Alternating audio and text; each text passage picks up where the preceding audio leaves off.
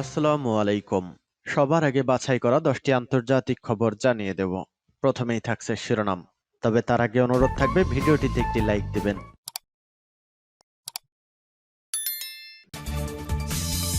দখলদার ইসরায়েলি বাহিনী এবং ইরান পুরোদমে যুদ্ধ চলছে। জানিয়ে দিব হাতে থাকা সর্বশেষ আপডেট আন্তর্জাতিক সংবাদ। প্রথমেই সংবাদ শিরোনাম।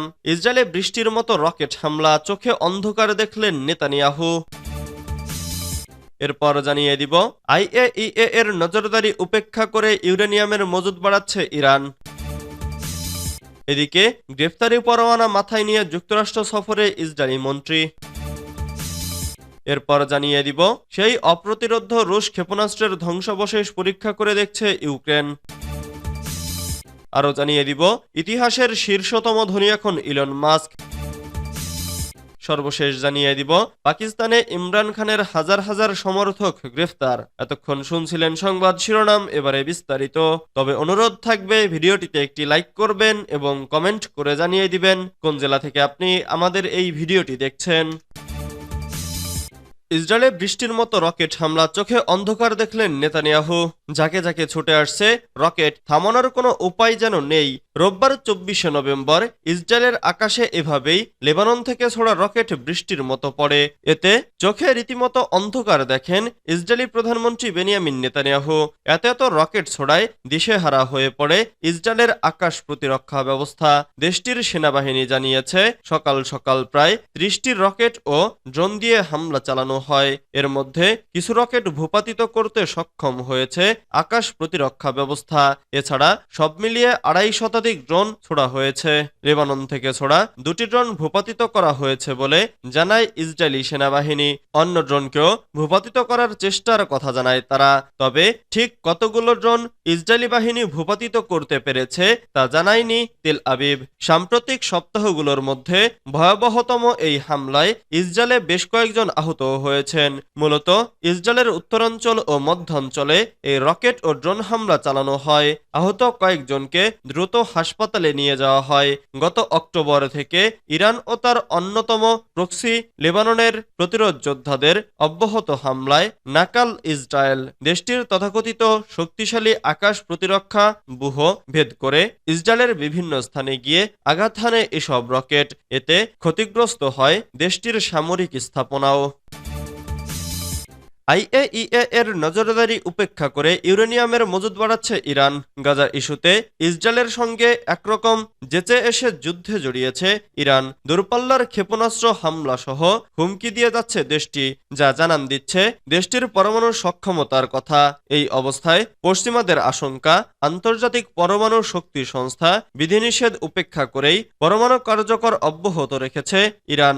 এমনিতেই পরমাণু শক্তিধর ইরান, তবে সম্প্রতি ইরান তাদের সেই সক্ষমতা আরও বাড়িয়েছে বলে ধারণা পশ্চিমাদের, যে কারণে বৃহস্পতিবার জাতিসংঘের অধিবেশনে আইএইএ এর 35টি দেশের গভর্নর বোর্ড ইরানের বিরুদ্ধে একটি নিন্দা প্রস্তাব গ্রহণ করেছে। যে জন্য নিন্দা প্রস্তাবে নেতৃত্ব দেওয়া ইউরোপের 3 দেশ ফ্রান্স, জার্মানি ও যুক্তরাজ্যের সঙ্গে বৈঠকেও বসতে যাচ্ছে ইরান। তবে ইরানকে নিয়ে এই সন্দেহ ও অস্পষ্টতা দূর করতে চান দেশটির প্রেসিডেন্ট মাসুদ পেজেশকিয়ান। এ বিষয়ে পশ্চিমা দেশগুলোর সঙ্গে সংলাপে আগ্রহী তিনি। পারমাণবিক কর্মসূচি সম্পর্কে পশ্চিমাদের সকল সন্দেহ ও অস্পষ্টতা দূর করতে চান তিনি। তবে তিনি চাইলেও দেশটিকে নিয়ে পশ্চিমাদের সন্দেহ আছেই। গ্রেফতারি পরোয়ানা মাথায় নিয়ে যুক্তরাষ্ট্র সফরে ইসরায়েলি মন্ত্রী। যুদ্ধাপরাধের দায়ে আন্তর্জাতিক অপরাধ আদালতের গ্রেফতারি পরোয়ানার 1 সপ্তাহের কম সময়ের মধ্যে যুক্তরাষ্ট্র সফরে যাচ্ছেন ইসরায়েলের সাবেক প্রতিরক্ষা মন্ত্রী ইয়োব গ্যালান্ট। সোমবার 25শে নভেম্বর এক প্রতিবেদনে এ খবর দিয়েছে ইসরায়েল ভিত্তিক সংবাদ মাধ্যম ইয়ানেট নিউজ। এতে বলা হয়েছে আগামী রোববার হোয়াইট হাউস এবং মার্কিন স্টেট ডিপার্টমেন্টের সিনিয়র কর্মকর্তাদের সাথে আলোচনার জন্য ওয়াশিংটন সফরে যাবেন গ্যালান্ট। হেগের আন্তর্জাতিক অপরাধ আদালত তার বিরুদ্ধে গ্রেফতারি পরোয়ানা জারি করার পর ইসরায়েলের বাইরে এটি গ্যালান্টের প্রথম সফর। গত বুধবার আইসিসির বিচারকরা এক রায়ে বলেছেন ইসরায়েলি প্রধানমন্ত্রী বেনিয়ামিন নেতানিয়াহু এবং ইয়োব গ্যালান্ট জোরপূর্বক খাদ্য সরবরাহ বন্ধ করে গাজায় ক্ষুধাকে যুদ্ধের অস্ত্র হিসেবে ব্যবহার করছে, পাশাপাশি হত্যা, নিপীড়ন এবং অন্যান্য অমানবিক কাজ করে মানবতার বিরুদ্ধে অপরাধ করছেন। মার্কিন কর্মকর্তা কর্মকর্তারা আইসিসির এই রায় প্রত্যাখ্যান করেছে এবং আদালতের বৈধতা নিয়ে প্রশ্ন তুলেছেন।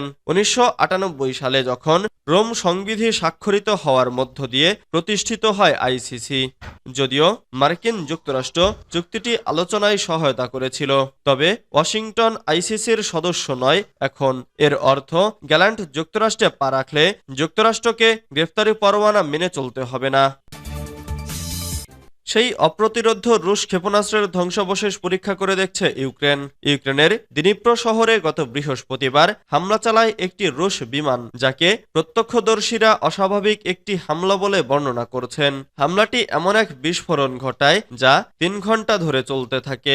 এই আক্রমণে এমন একটি ক্ষেপণাস্ত্র ব্যবহৃত হয়েছে যা ভীষণ শক্তিশালী, এতটাই শক্তিশালী যে ইউক্রেনীয় কর্মকর্তারা একে আন্তঃমহাদেশীয় ব্যালিস্টিক ক্ষেপণাস্ত্র এর বৈশিষ্ট্য সম্পন্ন বলে জানিয়েছে।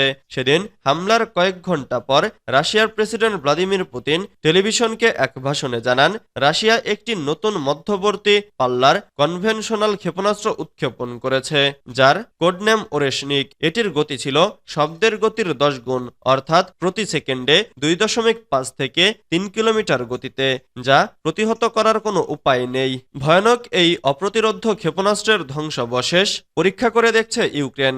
ইউক্রেনের বিশেষজ্ঞরা ধ্বংসাবশেষ পরীক্ষা নিরীক্ষা করে রাশিয়ার সামরিক সরবরাহ ব্যবস্থা ও অস্ত্রশস্ত্র উৎপাদনের বিষয়ে বিস্তারিত তথ্য জানার চেষ্টা করছেন।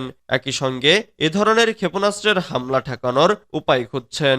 ইউক্রেনের তদন্ত কর্মকর্তারা যেখানে ক্ষেপণাস্ত্রটি ধ্বংসাবশেষ পরীক্ষা করছেন, সেখানে গতকাল রবিবার অল্প কয়েকজন সাংবাদিকের প্রবেশের অনুমতি দেওয়া হয়। সেই দলে রয়টার্সের একজন সাংবাদিকও ছিলেন।